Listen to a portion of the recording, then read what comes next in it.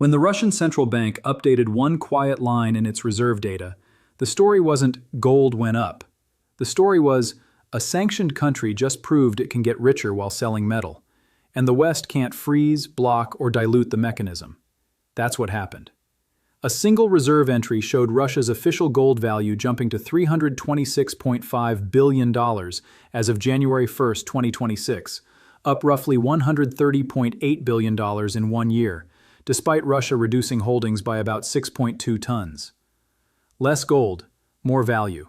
That combination is the signal. Welcome back. Subscribe now so you don't miss the next update, because these shifts don't arrive with sirens. They arrive as spreadsheets, and then they arrive as price shocks. Now let's make it painfully clear. The West built modern monetary power on two assumptions. First, reserves live inside the dollar system.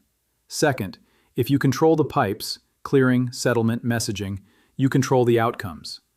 Russia just put a crack in both assumptions with nothing more than gold and time.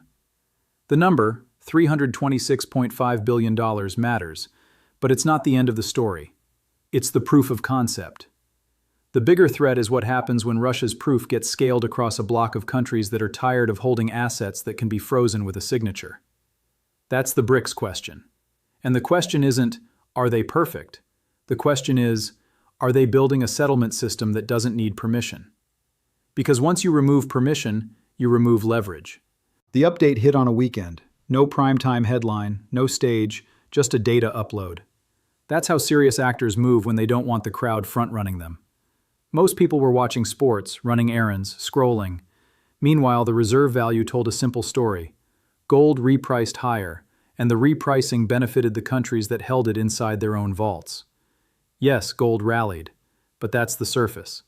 The deeper point is that the rally created a strategic gain that can't be sanctioned. If a country holds U.S. Treasuries, the issuer controls the rulebook. If a country holds euros, the Eurozone controls the switch. But if a country holds physical gold in domestic custody, nobody can click freeze on a bar of metal sitting behind a steel door in Moscow, Beijing, or New Delhi. That's the geometry of power changing. And Russia knows it because they learned the lesson the hard way. In 2022, roughly $300 billion in foreign reserves became untouchable overnight. Not because the money disappeared, but because access disappeared. In markets, you own it is meaningless if you can't use it. Russia watched liquid reserves turn into museum pieces. But the gold didn't. The gold stayed under Russian control. That moment echoed everywhere that matters. Because if it can happen to Russia, it can happen to any country that wakes up one morning and finds itself on the wrong side of Washington's geopolitics. That's why central banks started acting like their job wasn't maximize yield, but maximize sovereignty. So what did Russia do? They treated gold like insurance that pays out when the world stops being polite. They built domestic custody. They leaned into domestic production. They tightened the loop so their gold doesn't have to touch London, New York, or a Western clearinghouse to be counted as reserves. And then they waited. Because gold doesn't need a marketing campaign, it just needs the measuring stick, the currency, to wobble. Here's the key. Russia didn't need to be a net buyer to win. They could sell modestly, fund budgets, and still watch the remaining pile appreciate faster than the pile was reduced. That's not a trade. That's a structural advantage during a currency repricing cycle. Think about what that does to sanction psychology. The West's weapon has been financial isolation. Freeze, block, deplatform. But gold is not a platform. Gold is not a ledger entry at a foreign bank. Gold is a physical bearer asset. If the punishment you impose leads the target to shift into a reserve asset that appreciates during monetary stress, you haven't punished them. You've trained them. You've taught them what works. And Russia is not alone. China keeps its disclosure cadence opaque. India buys steadily and frames it as policy. Gulf states diversify because gold is neutral. Countries under sanction risk understand the same survival math. The less your reserves depend on someone else's banking system, the harder you are to coerce. This is where the $1.7 trillion idea comes in. Not as one pile in one vault, but as a trajectory. A collective push to shift reserves away from the dollar and into hard assets so trade can be settled with less dollar intermediation. You don't need to believe every projection to understand the direction. The direction is the story. Because the dollar's superpower has never been its paper. The dollar's superpower has been everyone needs it. If global payments clear through dollar-centric pipes, countries need dollar reserves to smooth trade. If sanctions can freeze your ability to transact, you comply, or you build alternatives. That's the hinge. So what's the alternative? A settlement rail that reduces dollar dependence. Call it a unit, a token, a mechanism. The label isn't the point. The point is collateral. If you build cross-border settlement backed partly by gold, you give participants a reason to trust the asset without trusting the issuer's politics. That's why gold keeps returning in every serious attempt to build a parallel system. Not because gold is nostalgic, but because gold is neutral. And here's the part most people miss. Gold doesn't have to back every transaction. It doesn't have to become coins again. Gold's job in this architecture is to anchor settlement balances, collateral behind the scenes, so countries can net trade without holding massive piles of dollars. Even a partial anchor changes behavior. Once behavior changes, the demand for dollars changes. Once demand changes, the Treasury market feels it. And once the Treasury market feels it, the Federal Reserve is forced into a corner it hates. That corner looks like this. The U.S. issues debt to fund deficits. Historically, global demand absorbed a meaningful portion because the world needed dollars as reserves. Dollars, it needs fewer treasuries. Fewer natural buyers means auctions weaken. Weaker auctions mean yields rise. Higher yields mean interest expense rises. Rising interest expense worsens deficits. That feedback loop pressures the Fed to intervene. And the Fed's intervention tool is always the same tool. Expand the balance sheet, buy the paper, create liquidity, calm the market. Call it QE, call it support, call it temporary facilities. The effect is the same. More dollars. More dollars chasing the same real goods means a weaker measuring stick over time. And a weaker measuring stick is exactly the environment where gold tends to reprice higher. Which brings us back to Russia's spreadsheet line. The sanctioned actor benefits from the very policy mix the system uses to stabilize itself. Do you see the trap? If the dollar system remains dominant, printing persists during stress and supports gold. If the dollar system loses share, printing is used to stabilize Treasury demand and supports gold. Different pathways, same pressure, debasement and a bid for hard assets. This is why the Fed can't stop it isn't a slogan, it's structural.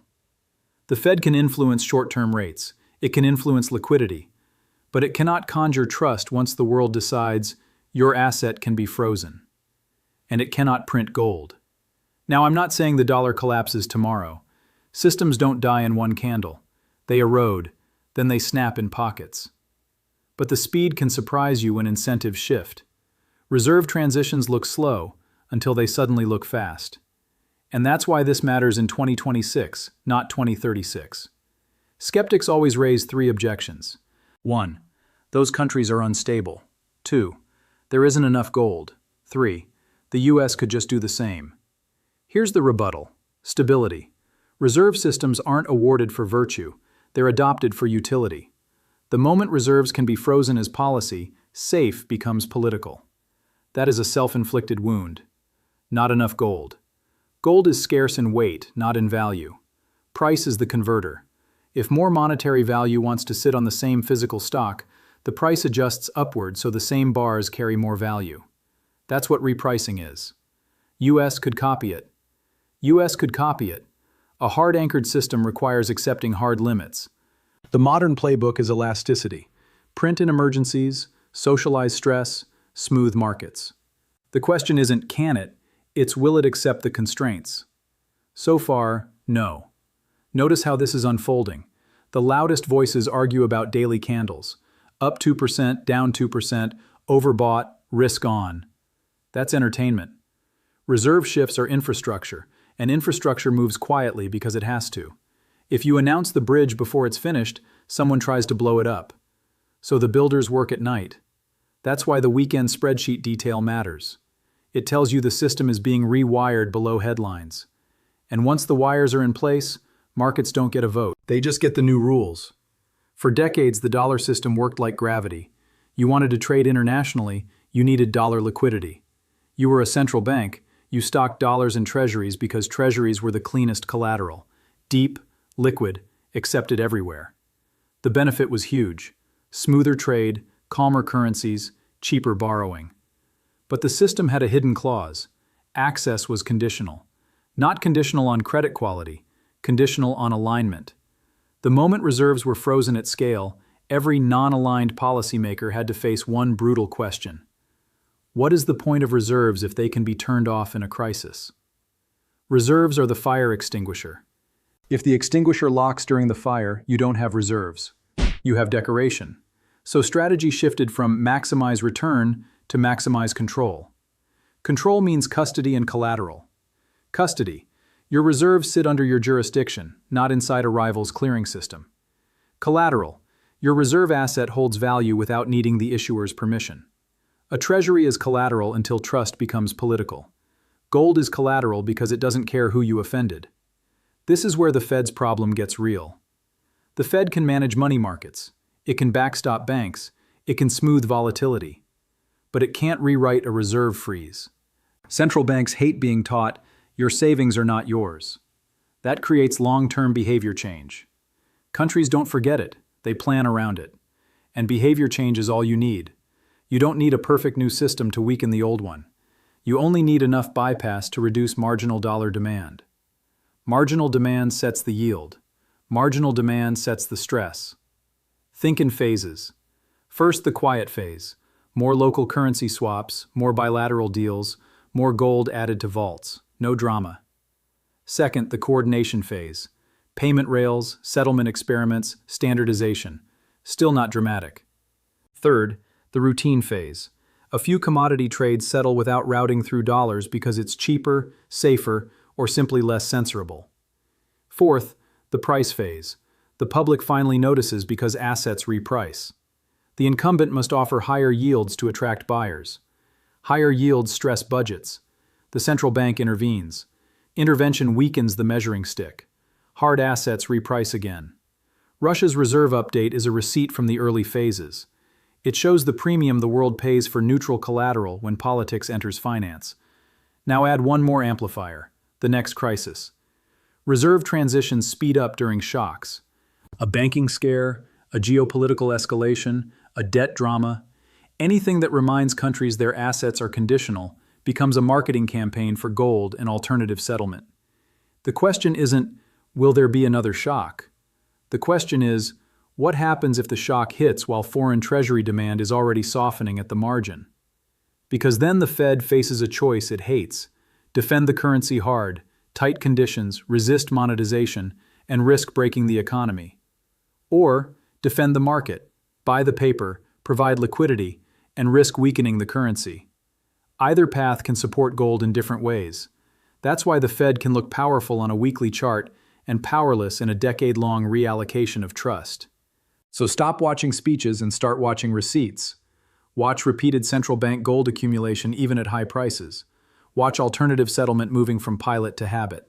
Watch treasury demand dynamics that require more domestic absorption. These are the quiet indicators that come before the headlines. And here's the punchline they won't say out loud. Gold isn't going up.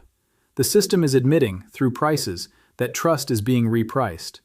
Russia's spreadsheet line is the system confessing that hard collateral held outside the pipes has become more valuable than paper promises inside them.